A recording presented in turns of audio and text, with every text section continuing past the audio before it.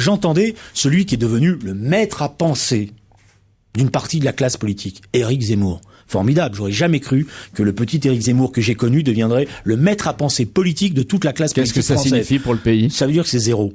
En degré de pensée, c'est zéro. Voilà, je vous le dis comme je le pense. C'est quelques phrases. Non, mais qu'est-ce que ça veut dire? C'est quelques phrases bien mises en scène. Le penseur de la société, le modèle. Ça veut dire la faiblesse des responsables politiques. Ça veut dire leur faiblesse de se précipiter dans les bras d'Éric Zemmour, d'en faire la vedette, de l'inviter à l'Assemblée nationale, d'écouter les stupidités qu'il prononce et qu'il reprend à son compte avec en plus le sérieux. Sérieux, regardez-le, je l'écoutais dans un débat hier soir encore avec Nicolas Domenach, il affiche des chiffres qu'il ne connaît pas, parce qu'il ne connaît pas ses dossiers par ailleurs. Vous savez ce que c'est? Éric Zemmour, il surfe sur les vagues. Vous voulez pas en faire une vedette, n'en parlez pas, on vous parle de Marine Le Pen, on vous parle de Marine Le Pen et du Front National. Excusez-moi 30 secondes, j'en parle parce qu'il est devenu une vedette.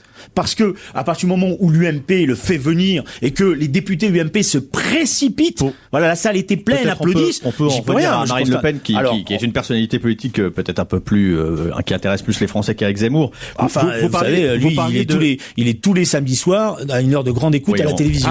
Est-ce que ça veut dire que à partir de maintenant, vous estimez qu'il n'a plus sa place puisque c'est un penseur et un politique? Non. Ça veut dire que simplement tous ceux qui vont dans cette émission, en tous les cas, tous ceux qui sont républicains, tous ceux qui sont attachés à un certain nombre de valeurs, doivent le combattre et doivent pas en avoir peur, là aussi. Et doivent lui dire quand il dit des bêtises. Quand il dit, par exemple, qu'il y a 200 000 régularisations, il ne comprend pas qu'en même temps, il y a des départs. Et par ailleurs, le vrai débat qu'il faut avoir, c'est est-ce que la France peut se passer de ces flux migratoires? On parlera des flux migratoires tout à l'heure.